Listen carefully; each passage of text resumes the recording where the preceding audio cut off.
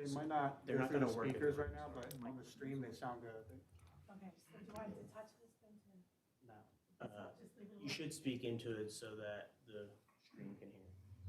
All right, but I don't turn it on. Okay. Good evening. I'd like to call the public meeting, the work session for December 13th, 2021 to order. With that, if we could all stand for the pledge.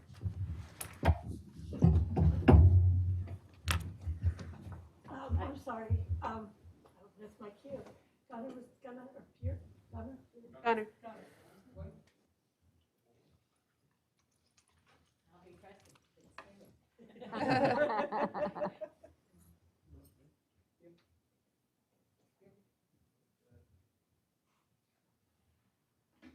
To the flag Of the United States of America, and to the republic for which it stands, one nation, under God, indivisible, with liberty and justice for all.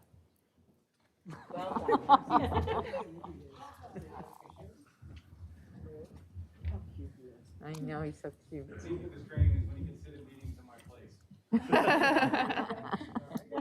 He knows where the treat hand is. Look at him.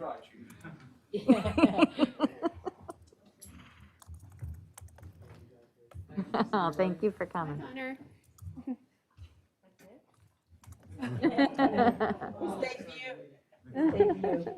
Thank you. Next on the agenda is roll call. Liz McNaney, President. Denise Hall, Vice President. Here. Martha Similaro, Commissioner. Here. Catherine Carter, Commissioner. Here.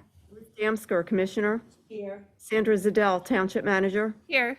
Megan Weaver, Assistant Township Manager. Here. Michael Clark, Township Solicitor.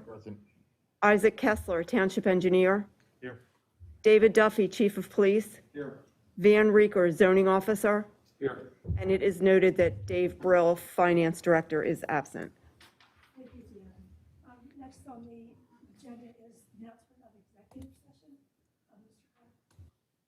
The board met in executive session prior to this meeting to discuss various matters of personnel. Thank you. Next on the agenda, Township Manager Zadell. Thank you. So tonight I will be going over several items. It's a big agenda, but we'll try to get through them. Next week at the regular public meeting, we will have 3 recognitions. One will be the American Red Cross Award for our Battle of the Badges blood drive that we held this year. That's always something to look forward to. The Red Cross is always looking for donors, and our fire and police department participate in that each year and are able to bring in a lot of donations. We will also be recognizing Connor Duffy for his map donation, which I think is right there on the wall. It's a very cool map of, is it called Upper Gwynedd or just Gwynedd? It's called, well, from Gwynedd County. Gwynedd County. Can't even pronounce Cornwall. We're actually gonna have somebody from Wales at the meeting, so he can pronounce it. Wow, cool. So that'll be really something to look forward to next week. And we'll also be recognizing Steve Haluski. I always want to say it like the Polish food. I think stuffed cabbage is like Haluski, but Haluski for 35 years of service to the township. And we'll also be recognizing our wastewater treatment plant director, Rebecca Mason, for receiving the Daniel H. Treat Memorial Supervisory Award. So it's going to be a great meeting next week with lots of things to celebrate. Thank you. And with that, item number 9 on the agenda is public comments and concerns. Do we have anyone here tonight? If you'd like to come up and state your name and address. Hi, my name is Susan Leonard. I live at 309 Upper Valley Road. My purpose for coming tonight changed. So let me give you a little background. In September, my neighbor across the street from me put on a big addition to his house, added a 3rd floor. And because of that, with the new appliances that he purchased, the gas line was not sufficient to accommodate his home and get hot water up to the 3rd floor. So he contacted PECO, and PECO granted him permission. I guess not even granted him permission. I apologize. He got a permit, and a new line was installed. Unfortunately for me, the easement is on my side of the property. And so they dug 120 feet across my property, about 8 to 10 feet down, and installed a new gas line. Needless to say, I was not thrilled about it. They dug around my trees. I don't know what's going to happen with that. Things have settled now, and there's divots and crevices in the lawn that they repaired. And the road itself is what I would call an eyesore. So I'm going to pass the pictures, and you could pass them around. Thank you, Madam President.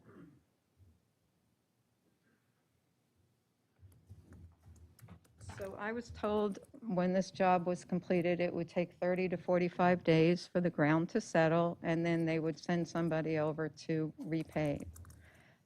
Then I was told it would take 45 to 60 days, and so now it's well past 60 days, and I've contacted PICO for weeks and weeks and weeks.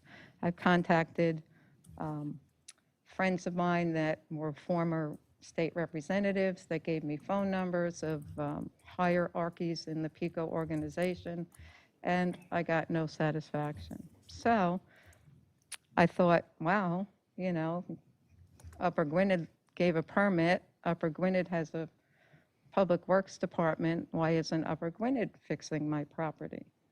And that led to several discussions and conversations, and that really just happened on Friday.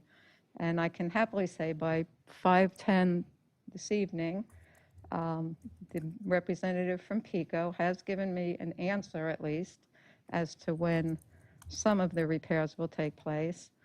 And so I came to thank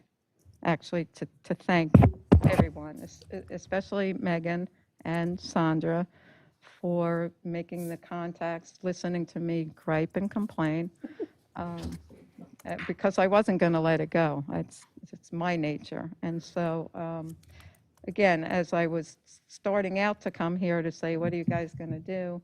I'm here now to thank you for taking care of what I think was going above and beyond, and I do appreciate it, and I appreciate all your hard work.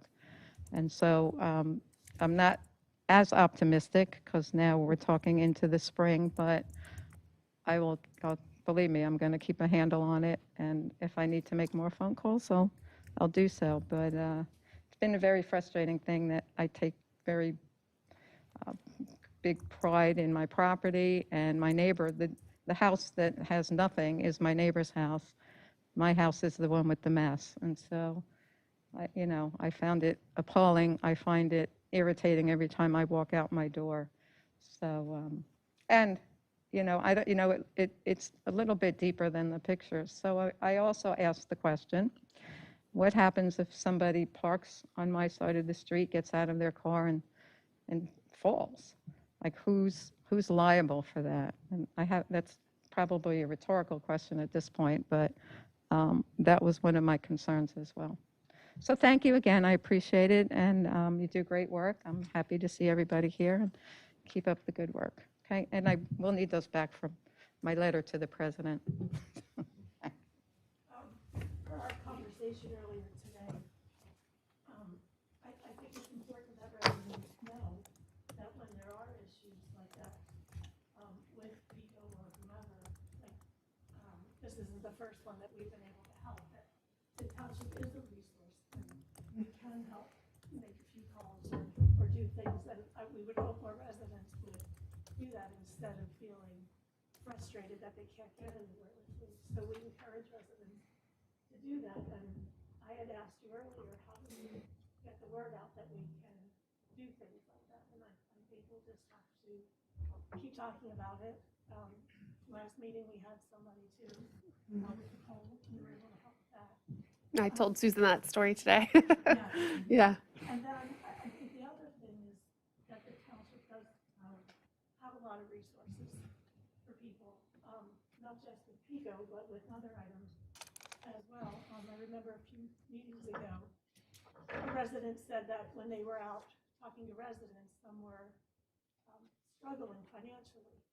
Well, we can't give the money, but we can certainly have resources to help them to get help, whether it be resources from the county or from our state representatives or state senators. So we would hope that more residents would use us as a resource to help them, because we're certainly, wanting to do that instead of saying, no, we can't help you, but to see if there are ways. So we hope residents will call if they ever needed any information or help, and we'll do what we can. So I'm glad it worked out for you, so thank you. Thank you for coming to say thank you. It's nice to hear a thank you in person. I agree. Yeah. I've been sitting on the board for many years. It is nice to hear a thank you. Mm. And I really did feel that you guys did what I asked you to do, and very quickly, and so there's no reason not to thank you. Yes, would you like to come up? Your name and address, please. Sure. Hello, everyone. My name is Heidi Lucas. I live at 652 Park Road. And that was really encouraging for what I'm going to ask. My comments are regarding this LED streetlight procurement project. On Park Road, there are 4 streetlights. One at 2nd and Park, one at the firehouse parking lot, one at 3rd and Park, and one at 4th and Park. There are no others along the whole street. And the ones that are there, I would imagine, are pretty old. Primarily, my concern is with the light that is at the firehouse parking lot and the one at 3rd and Park. Both of those shine directly into my house. Okay, now the one at the parking lot has now just recently been blocked by a tree that has grown tall enough to block it. The one at 3rd and Park, however, shines into 3 rooms, 2 of which are bedrooms. I've lived there a really long time, so obviously it hasn't been a problem. But what I'm concerned about is, well, first of all, that light at 3rd and Park has been out what it seems like the best part of the year. All right, and then it was repaired, or the bulb was replaced, and then very shortly afterwards it went out again. And I think just last week it was fixed again. Now, as far as I'm concerned, the light could be out permanently, all right? Because it's curious to me that 4 street lights all lumped together, like at the bottom third of, towards West Point Pike, and none anywhere else, makes me wonder about the purpose of street lights. I don't know if they're for pedestrian safety or vehicular safety. But regardless, I doubt there's anything that's going to change as far as the lights go. Now, with this new LED project, I applaud. I really am very, very happy. I was very happy when I listened to the presentation last month, because I know how energy efficient it is. How they're going to save the township a lot of money in the long run, like a lot of money. And it's excellent for the environment. My only concern is that the light itself, and this is just based on my own experience, having replaced incandescent bulbs in my home, is really, really white and very, very bright and glaring. So with this light shining into my house, I'm thinking, uh-oh, what will these LEDs be like? I've noticed, doing a little bit of research, that when they've been implemented in some other townships or cities even, there've been a load of complaints about the quality of the light, which is primarily caused by what they, the wavelength of blue light that is predominant. You're shaking your head, Sandra, so probably. Yeah, I'm familiar with everything you're talking so I'm about. Yeah. hoping that this will be something that will be really considered, and I know that there's a, you're doing this feasibility study. So for like streets like mine, I realized that last month, the streets the lights that would be on Town Pike are going to be brighter than, of course, in neighborhoods. But even so, I am hoping that there can be a little more sensitivity and nuance with what is,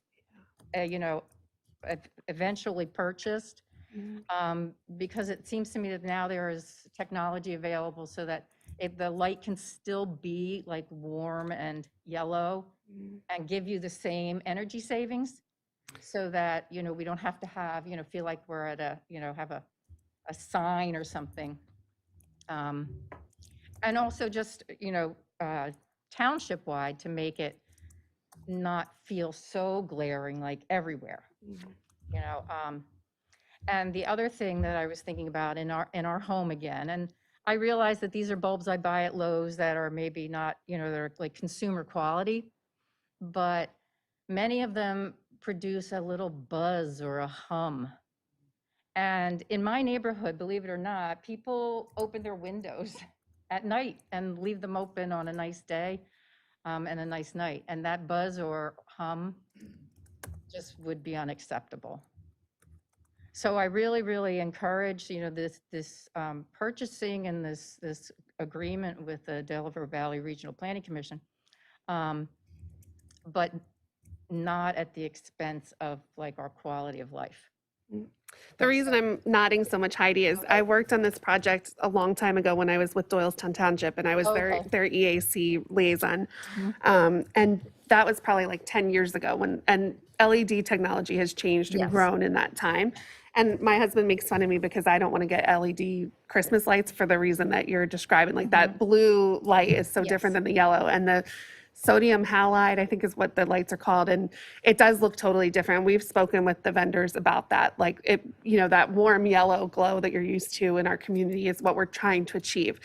But I don't want to give any false promises. That's something I try really hard not to do. The light from LED is more white blue. But Megan and I did speak with the vendor, and I think he might have brought it up at the meeting. We can, in the feasibility phase, talk about like going towards, I think Megan, he talked about the type of light we get can be more yellow. Like they have the more yellow type now than they did originally when LED technology came out. The other thing that we're looking at is the advanced controls, which you might have heard us talk about. So the advanced controls do give us the ability. Right now, we have no control over anything with the street lights. It's all Pico. So like when that light goes out, that's one negative that you'll see. Probably you won't love it. If we do purchase the street lights, we're going to know that they're out, and we'll fix them a lot quicker than Pico does. Sorry, Heidi. But we will also have a little bit more control over them. Now, that's not something like we're not going to dim them everywhere because it is a public safety concern. The chief could speak about it more. But the reason streetlights exist are for the reasons that you said, pedestrian safety, vehicular safety. So it's like a consideration that we have to take into account with the police department. Right. But we can be more nuanced, as you said, with the choices. There are streetlights where there are no sidewalks. And then there are no streetlights where there are intersections further up on Park Road. Where there are sidewalks, but cars could, so I don't know. And also our streetlight system is very old. So there are probably some lights where there don't need to be lights and places where there should be lights that there aren't lights. And that's, probably bigger than what this study is going to go into. But we'll definitely, as we move forward in the process, I was very aware of this concern going into it, just because of those previous experiences. And I know that it's a common problem. Like you don't want the residents to be like, why are the lights all blue now instead of yellow?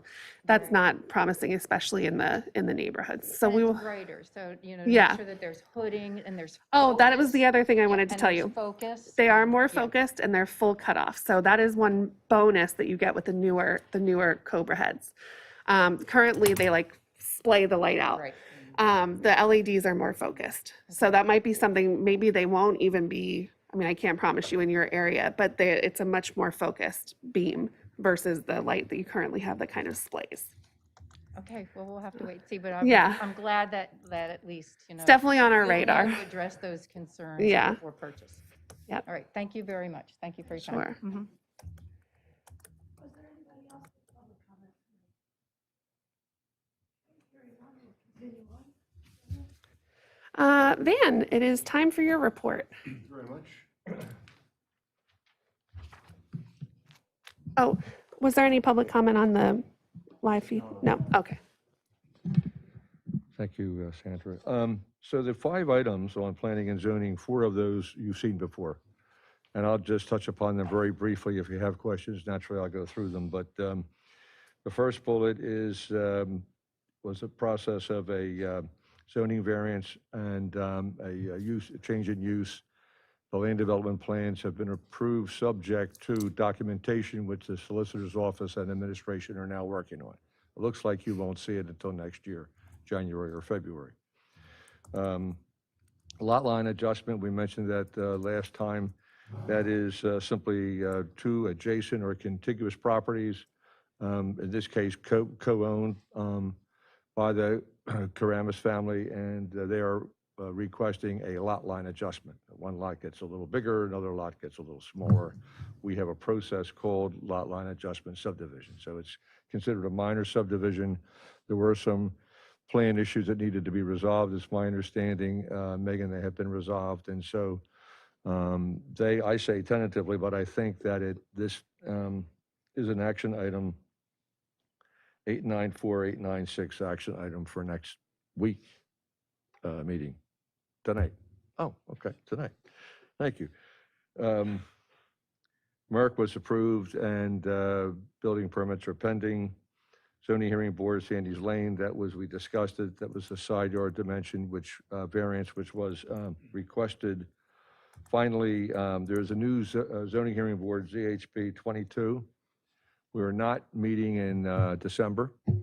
The next meeting will be January 25th of 2022, at which point there'll be, the new applications will be heard. We have one, and it's for 309 Sunnytown Pike, which is a building sort of across the street next to the borough. And they have requested a parking variance, and the variance is to provide fewer spaces than required by ordinance. So the process for that is that they perform a study that suggests or that details, because of the unusual or specific nature of their operation, they don't need to and perhaps can't comply with the zoning standards. And they've requested that dimensional variance. We, the township, have also retained a report, have requested a traffic report from Amy Heinrich, our traffic consultant. It's been received. It'll be reviewed by staff. Applicant will make a presentation to us this week on Thursday, and you'll be hearing more from administration relative to a recommendation. You'll hear this at least one more time in January. And so that's the one pending. I'm hearing there's a few more coming in. That is zoning hearing board applications. So it's a quiet December, but it'll be a busy January of 2022. Are there questions?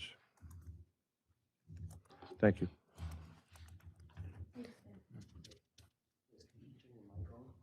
Yeah.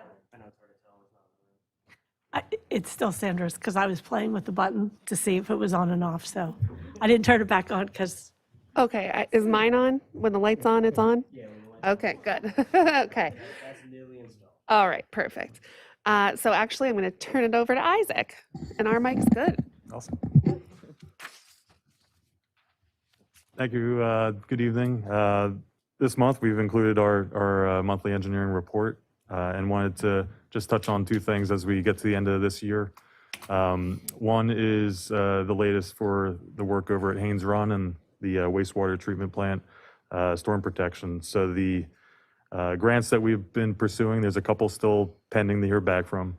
Sorry to say we're not batting 1,000 anymore with all the applications we've sent in, but we're still doing quite well. And I wanted to mention one that really gives us a good start to the work at Haynes Run, and it's the flood mitigation program grant that we received. And that covers really the first two big steps, which is the survey and hydrologic and hydrologic and hydraulic study. It's easier to say H&H. So that work is getting underway as we start the new year, and that will lead to the design and hopefully start some of the phases that will look to improve the stream banks there. We're also coordinating to increase the berm that protects the plant from the floodwaters that come up from time to time, and that's continuing as well. The other thing to mention for this month was the stormwater assessments that we've done with residents. So when they have concerns, myself, Megan, some township staff will go and meet with them personally, take a look at some of the needs or concerns that they have, provide some recommendations. And in some instances and in neighborhoods, more likely to have older infrastructure. We've been able to identify some actual stormwater improvement projects that hopefully can really benefit the infrastructure that we have throughout the township. So a few of these visits, the residents have been patient. We've been putting together some follow-up summaries, but also a few of them have led to projects that are in budget for this upcoming year on the stormwater side. So we're looking forward to having those come to fruition and constructed next year, and that should really help some of the older infrastructure that we have. Other than that, I'd be happy to answer any questions this month, but just wanted to highlight those two specific things. Do you have any update on Jack Lane as far as starting to clean up the maintenance on Jack's Lane? I have been speaking with the Parks and Rec Director, Sarah. We actually had our latest meeting earlier today, and we're looking at the first kind of quarter heading into the spring for 2022. So kind of going through and setting that up for the bid that would need to go out for a contractor to come in and help us get that work going. Thank you. We also, sorry, we have to share this mic. We also have about $20,000 of that work budgeted for this year that's happening this month. So, Isaac, can I ask you about Jones Avenue? Absolutely. The trucks were going down the wrong way, the constructions, and like they were like putting divots so the water was filling up. How's that going over there? I saw some emails that they were cleaning it up and we're told not to drive that way. For Johns Avenue? Joan. Or Jones, I'm Yeah. sorry. Yes, there were some issues with them just keeping the site tidy. Through the site inspection that we do, we were able to work directly with the contractor there. They had issues with the construction entrance that they are supposed to have in place with the approved plans. And that really limits, how much dirt is tracked on and off the site. So it got to the point we did have them kind of stop the vehicles going on and off the site until they had that reestablished, as well as they were directed to have regular street sweeping to make sure they kept it cleaner while they're still kind of in that dirt phase. With the rain, it was pretty dirty. Yeah, it's been a challenging site to stay on top of with them, but we do have our inspector out there now every time that they're doing work, and the hope being that there should be about done the phase where they're kind of bringing trucks on and off at a regular basis. But yeah, we're continuing to work with that contractor. Thank you. Okay, anything else? Nope. Thanks, Isaac. Moving along the agenda, much of the first section of the Finance, Personnel, and Administration section are going to move to the consent agenda. So I would ask the board, staff department reports, and then items 13 through 16, which are all meeting minutes. If that's all okay, we will put that on the consent agenda for the next meeting. Okay. Item number 17 on the agenda is the approval of the tax rate for 2022. This goes along with the budget presentation from last month, and nothing has changed. The tax rate will be the same that was proposed last month, which is the same as what was proposed last year and for the past 7 years or so. Uh-oh. My computer is not connecting, sorry.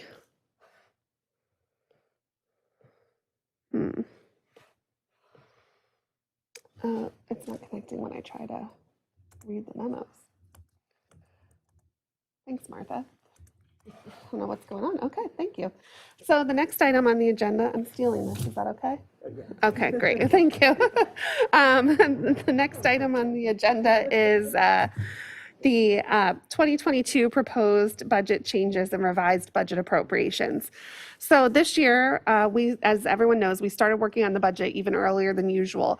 And one little result of that is that there are going to be things that we don't get to incorporate in the budget when we're going over it and completing it for November because as we're moving through time, we've done it sooner. So there's a few projects that are carryover projects from 2021 that we'd like to include in the 2022 budget. And this memo that you can access through item 18 on the agenda summarizes those changes. So those changes will be the Sunnytown Pike Bridge landscaping. This project has been in our budget for, I don't know, all the years I've been manager here and probably a few before that. And Sarah has actually, with Isaac's help, gotten pretty far on it, but we're still trying to get a contractor to give us pricing. So that's always a trick nowadays. So that's a $40,000 project that'll be carried into 2022. Similar issues with West Prospect Bridge.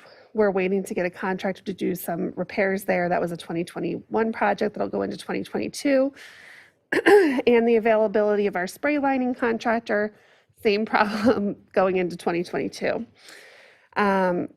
Additionally, as you'll hear about in the next item, we are going to be making some changes to our MMO, which I'll talk about in a moment, and a few compensation changes. So the 2022 proposed budget changes would favorably impact the general fund budget by $57,000 and some change, resulting in a surplus of $231,338. So that's the summary of those changes, and then there's a new budget summary. Does anyone have any questions?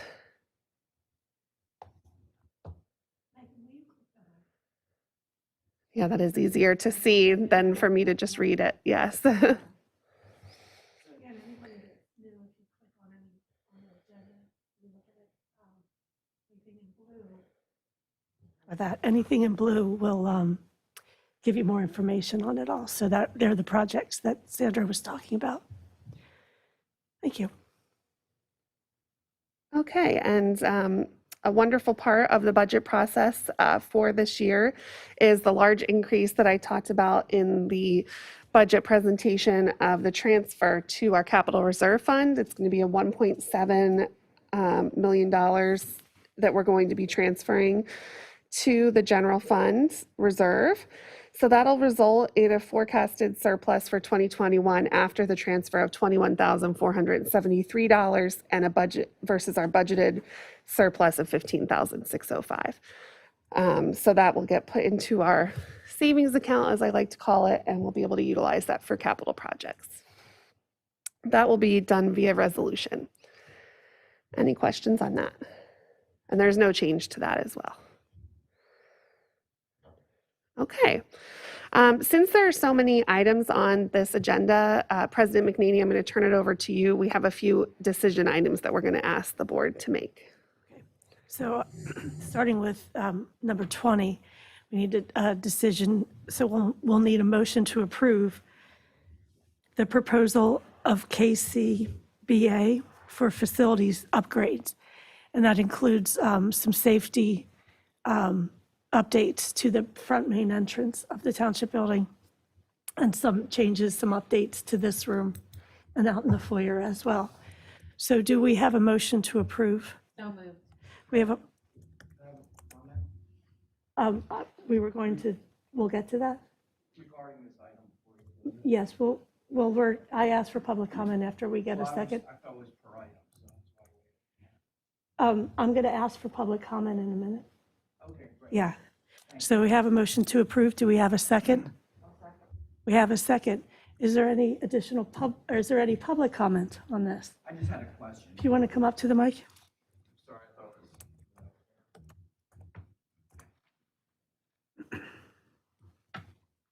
was. Fred Hankin, 802 Clover Drive.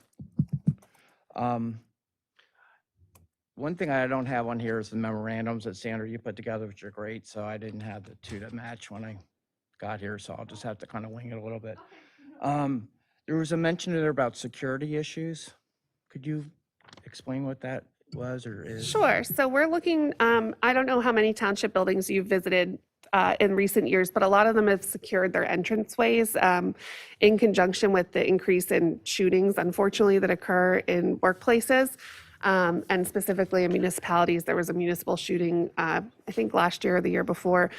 So we're looking to just secure, at this point in the township building, anyone can just walk right in. So we just want to make it a more secure facility. So it'll be like, you know, you walk into a vestibule, you're signed in, like in a typical professional building. So we're looking to do that. Makes sense. The other thing is there's a comment in there about needing more public space. Is that expanding this room or? Actually, what we're looking to do, although the atrium looks gorgeous tonight, it doesn't usually have the tree and all that stuff out there, and it's a bit of unused space, and we get a little jammed up in this room, like those closets are completely packed. So we're just looking to sort of push this wall back and make some additional space for the public meeting room, and maybe take up some of that extra Yeah, the space. reason I'm asking, it seems like it's not normally that packed, but sometimes it does. There are other organizations that use this room. Yeah. Of course. So And there's more room, and it's kind of dead space there. Yeah, So we sure. just thought we would make it more, update it and make it a little bit more. Do they still do registrations here for Norgwin and stuff, or is that? They I haven't guess done that's that all in a online couple now, years. isn't it? Yeah, because it's all online. But there's classes that are taught here. There's that. We do a babysitting course, we do the registration for basketball, there's a lot of uses that we use this room for. And additionally, we'd like to be able to, during the budget work sessions, utilize the room in this sort of different way, like sort of the way the room is set up right now. We only have this choice in this configuration. Sure. We're looking for a little more So flexibility. you can move things around. Mhm. Great. Thank you. Appreciate it. Okay. Is there any additional board comment on that? Hearing none, all in favor? Aye. Opposed? The ayes so have it. Number 21. Sanders, do you want to take that one? Yes, thanks. Next up on the agenda is the cafeteria plan approval. So currently, the Board of Commissioners provides an insurance opt-out benefit to our employees that actually saves township taxpayers tons of money. It asks our employees to opt out of our benefits, and what we pay them to opt out is much less than what we pay for their insurance benefits. This document, the cafeteria plan, simply documents those procedures already in place at the township and doesn't change or add any benefits. It's just a document that establishes the rules and eligibility and is required by our Internal Revenue Code. Does anyone have any questions about that?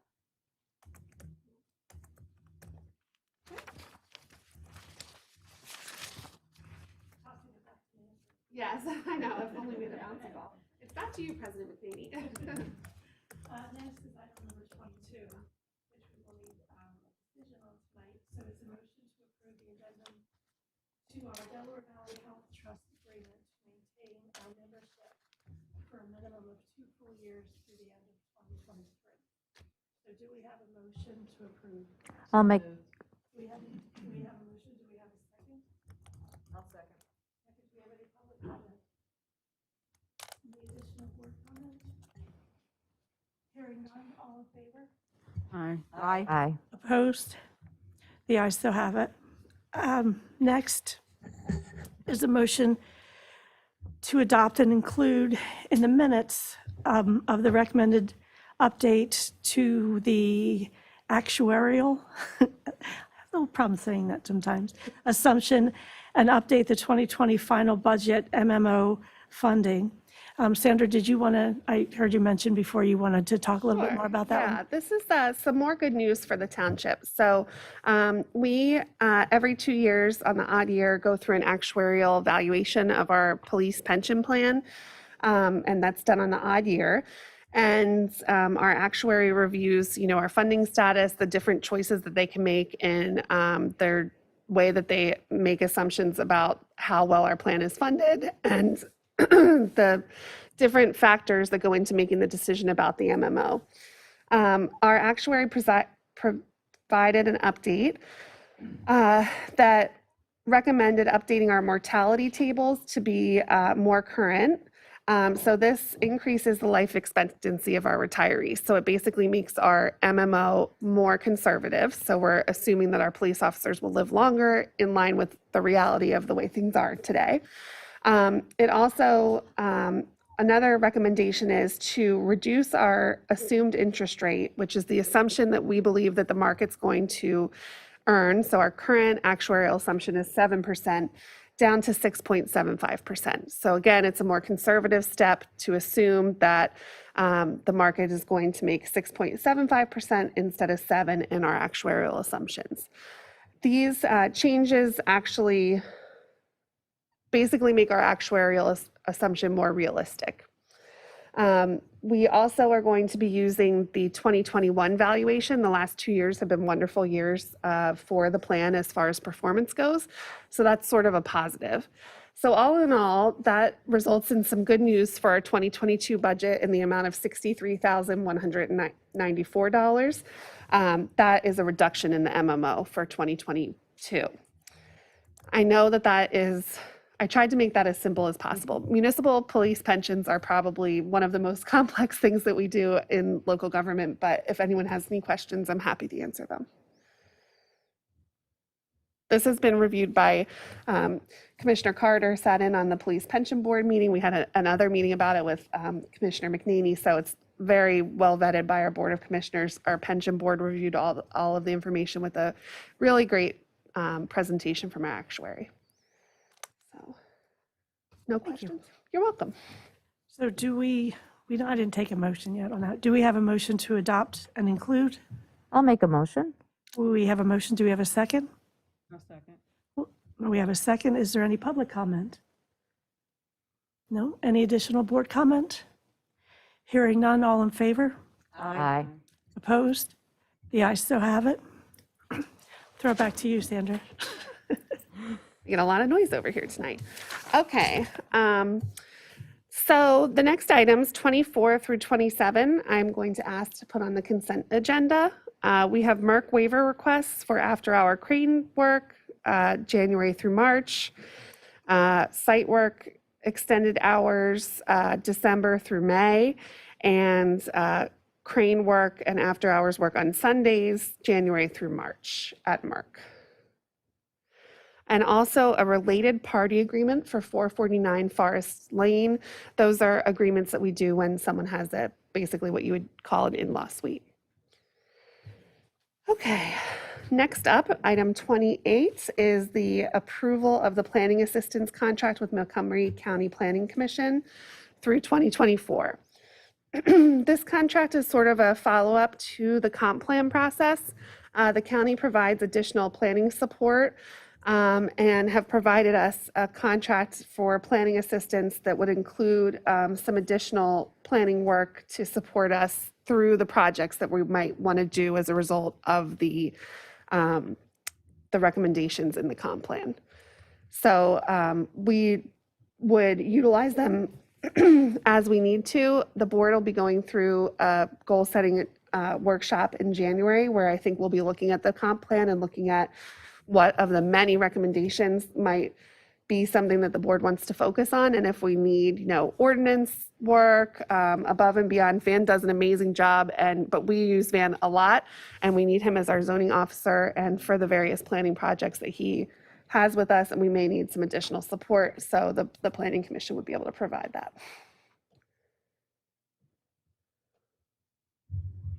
Are you tossing it back to me now? No, I don't need a decision, but I am next up passing it back to you on item 29. Item number 29. Is there public comment on number 28? There can be. Would you like to come up? Just for a moment. Come on up.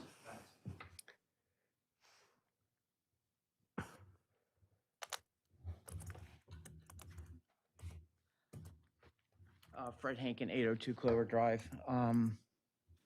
So you said that the planning will start in January, right? So you don't have anything. So we're doing a planning session with the Board of Commissioners in January, and that's when we'll identify what goals from the comp plan the board wants to work on, and then we'll move forward with the planning. How does that get publicized? Are there public meetings? So that's a How public meeting, and then it'll all be discussed So is at that public meetings. during township meetings like this, or are they during other meetings that there would be public comments?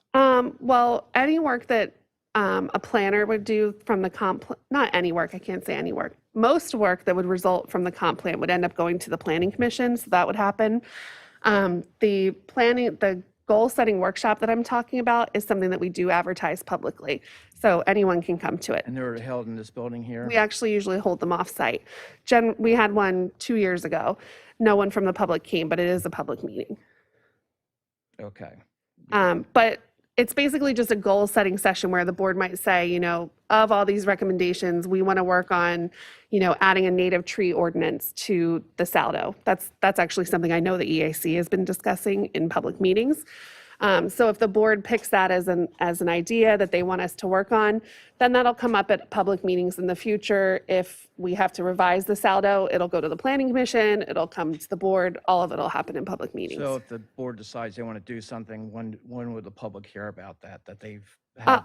Any changes to any, So after this planning meeting in January, Yeah. say, and you come up with 10 ideas, right. 20 or whatever, how does that get publicized to the public? Actually, after the goal-setting workshop, we publicize a list of goals, and I went over it probably 4 meetings. I probably went over it in at least 4 public meetings in the last 2 years. Okay, that was my Yeah. question. Okay. Sorry, I didn't realize. No, maybe I didn't state Yeah. correctly. So if we decide to install sidewalks, like along Somebody Town Pike, that was something by the Weiss Market. Yeah, So that would just say, for example, that would be one of our goals. yeah. Then from there, we would turn it over to staff, who would then look into how that is, what that would cost, and then all of that would be made public. And there could be a chance, Mr. Henkin, that we look at what we've come up with and we decide, you know what, no, that's too pricey, no, and we'll just, it's a goal, but doesn't mean it's going to happen. How do we,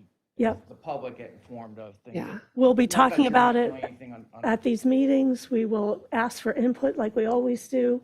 We'll get a sense of things. We already have a lot of input about a lot of the things that are in the comp plan through the open houses, which is another reason this room, going back to that, would be good, because it would be more room for events like that where we really encourage the community to come When you out. talk transparency, that was why I was asking. And the that's question, like, how is that- exactly what it would be. Yeah, okay.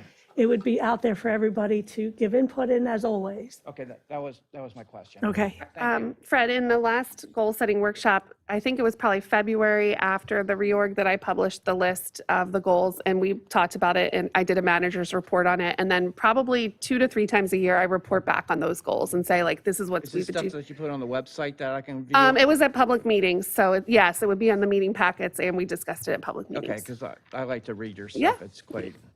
Yeah. I almost wish you had the memorandums on here because maybe I should just print them so I can refer to Oh, them. yeah. Well, if you click, you can bring your I do, device. I like do. we I just had, it's called the print Yeah. button, but thank you. Sure. Appreciate it. I think one time that was like 156 pages, this agenda. Yes. Oh, No, I was talking more about the memorandums. yeah, that was, not the comprehensive. yeah, no, that's what I'm saying. There were so many memos in the one. It was huge, which is actually the reason why we started doing that, because we looked at our agenda years ago and it was just this. And so we looked at other municipalities and what they were doing and offering so much information that's why this board implemented all of that, because You probably could print on both sides and save paper. we'll put that down. That's a good suggestion. Thank There you. you go. We don't print for the board, their packets are on their devices, so. Oh, you could print on both sides. I print on both sides, Fred. Yeah. Okay, so back to item 29, President McNaney. Okay, so we had, we take a motion to approve when we get a second, none of that yet? No, because Mr. Henkin asked about that. Okay. Yeah. Next on the agenda, item number 29, motion to approve resolution 44, 2021, the lot line adjustment for, and I can't see these numbers, 894 and 896 Somebody Town Pike. So do we have a motion to approve? Oh, my glasses here. We have a motion. Do we have a second? I'll second. We have a second. Any additional public comment? Any additional board comment? Hearing none, all in favor? Aye. Opposed? The ayes so have it. Next on the agenda, should I be giving this to you, Denise? I didn't just even realized that realize too. I'm sorry. I should have thrown it to Commissioner Yeah, I should Hall. have thrown it, I'm not even thinking. Commissioner Hull, number 30 is all yours. I'm sorry. That's okay. Thank you. So we were talking about the outdoor dining resolution expiring, and we were talking about a PRC in our PRC meeting. And what we realized is we don't have that many restaurants, unfortunately. But of the restaurants that we do have, and of the restaurants who have been taking advantage of the outdoor dining year-round because of the pandemic, it hasn't caused any problems. And if anything, it has just increased their business. And especially after the last couple of years and the challenges that all of our business owners have faced, we didn't see a reason to take away that permission to extend the outdoor dining to be year-round. So what this resolution is doing is we're just extending it for another year. And we will look into the possibility in the future of even making that permanent. So I would like to make a motion to approve Resolution 43-2021, the extension of outdoor dining through December 31st, 2022. So we have a Actually, it's motion, supposed to be through 2023, isn't it? no, the end of 22. Oh, 2022, never mind, sorry. Woo, I'm jumping ahead. So we have a motion to approve. Do we have a second? Second. We have a second. Any public comment on this? Any additional board comment? Hearing none, all in favor? Aye. Aye. Opposed? The ayes so have it. And Denise, I had your name written here to turn it over. Sandra? Okay, thanks. So we are going to talk about the approval of the snow and equipment bid at the next meeting. I'm not ready to make a recommendation on that item yet, but it'll be ready for next week. Next up for the purchasing of the streetlight procurement program, same info for that as the previous item. We're still getting some additional information together from the two vendors that we're looking at to figure out which proposal is most competitive. Any questions? Skelly's, our contractor for the carnival, has requested a cost increase for the family passes and the mega bands. I couldn't think of what the name of that, and it's $5 for each increase. So when I first heard of this, I was a little unsure, but thinking about how much the cost of everything at the township, you know, everything that we've tried to procure in the last 6 months has gone up so much. It makes sense that with what they provide to us, which is a carnival where they have to provide a lot of gas, staffing, things like that, that they would need to raise their prices. So it's not required that you approve the revised contract. I mean, it's an amendment that they're asking to on their contract. So it will be up to the board's discretion next week. I have not a question, but more of a concern that if we are raising the prices, that we do a little bit more of advertising. I had a lot of people, well, not a lot, but quite a few people, especially the nights that the teenagers come, they didn't realize it was going to be that much and that they couldn't get. There was something about they It's couldn't. the family pass versus the mega bands. Yeah. And they thought they could get just for that night. Yep. So I think we need to, because I know in the past, my kids and family, it's been like you could just do it for a day. You didn't have to do it for. So just more of an advertisement so that they know, especially that Friday night, because a lot of the tweens were there and they were trying to like pull their money together because they couldn't. I know, it's have hard. enough money, because they didn't realize that the How much price, they need to bring, how much they needed to bring. So if we're going to increase it, I just think that we should do a better job of advertising what the prices are going to be beforehand. Yeah, we can definitely attempt to do that. It can be hard because the pricing changes, like, the family bands, that's for like 12 to 5 on Saturday, and that's where people think that they can still buy that from like 5 to 8 on Saturday, and they can't, and so people really have to read it carefully. I definitely had some parents talking to me animatedly on the telephone with their children, so yes. Yeah, yes. So. Unfortunately, you guys have a resignation to accept from Rosemary Rhodes for the Park and Rec Board, and you'll need to accept her resignation, and then we can post the vacancy for interviews. And then, not unfortunately, we will have the final final payment to Alan Myers for the 2021 roads program at the next meeting. In Commissioner Similaro's section, there's several payments, one to BSI and one to PAC for Still WIP project. And, oh yeah, those are final. Wow, that's exciting. One final. And then items 38, 39, and 40 are sort of final as well. So these are at the end of the contract, just reducing the contract price for Eastern contractors from $428,000 by $1,000. We came in just under that contract to $427,000 and some change. For the BSI contract, we came in $1,500 under budget. And for the PACT contract, we came $119,000 under contract pricing. So pretty exciting that we were able to do such a large project and come under budget for the WIP project. The last item in Commissioner Similaro's section is just a change that we're making in the way that we procure chemicals for the wastewater treatment plant. We used to do a lot of them by public bid until we realized that most of them are, well, all of the ones on this list are all sole source providers. So they're a specifically created chemical like Delpac 1525 is made by US Alco. No one else makes it. No one else can sell it. So that's a sole source provider, and we can contract directly for that. Solicitor Clark's office has blessed that, and the memo just sort of goes over that, but we want to make sure that's done correctly with the board's approval. Any questions? Mrs. Adele, I'm sorry? added to the consent agenda. Any of these going on? Any of those? Any of like 36 to 40, is anything going on consent? 36, and we usually put payments in, right? Yeah, so 36 and 37 can, but I don't necessarily want to put the contract ones on the consent agenda. You know, the change orders. Thank you. Sure, thanks. That is all I have. I think that was a lot of action for an hour. Good job. Thank you. I get a whole different, I don't normally get to look at you when you're talking. I know, this is kind of nice, yeah.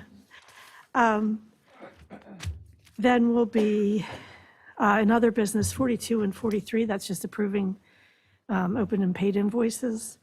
And item number 44 is the end of this meeting, unless somebody has anything else. Yes, Commissioner Hall. I just wanted to have a little shout out.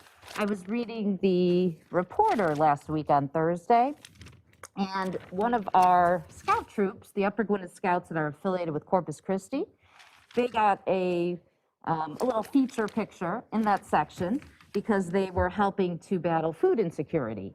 They were doing their annual food drive, and they were donating that to an organization in Norristown. And it got me to thinking just how great it is that we have a lot of different scouting troops in our community. We have a couple that meet at our community center behind our building. And you know, the Scouts are just, they're a great organization. They're a group of people who are trying to better the community and the environment and themselves and each other. And a lot of adults who give a lot of their time to those organizations as well, and to really work with the kids and give them something creative and fun to do. So I just wanted to do a shout out to all of our scouting troops that we have in Upper Gwynedd and in the North Penn community, and say thank you. There are a lot of those.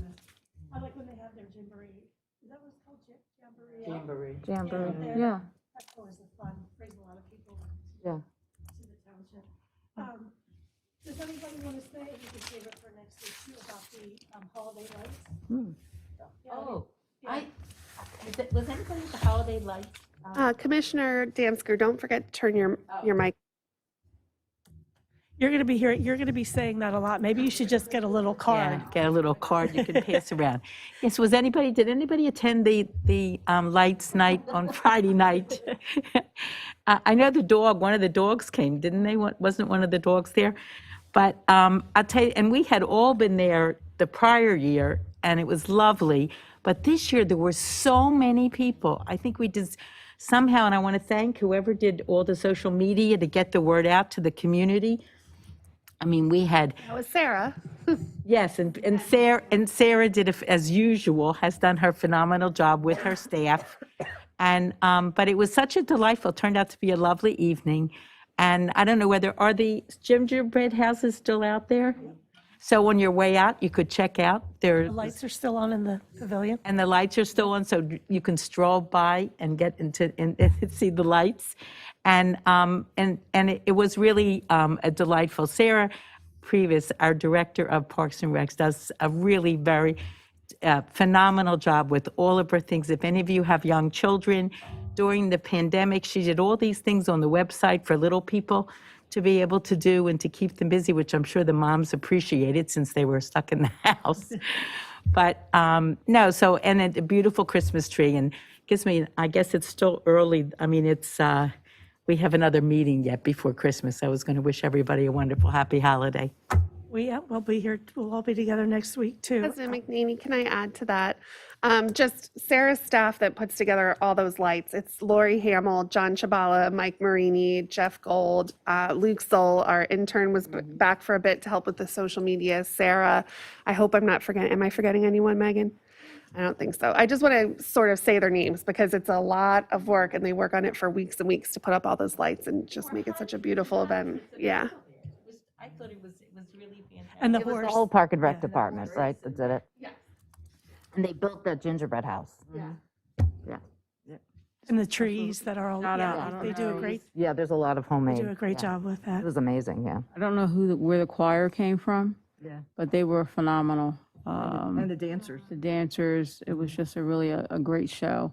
And the horse-drawn carriage, that was, I mean, it was just a wonderful. That was all Sarah. Definitely an Get the added. names of the different groups that perform so we can thank them next week. And Maybe the, Ruth we can get that. Ruth, you can thank them. 'Cause Live snow globe, I thought it was sensational.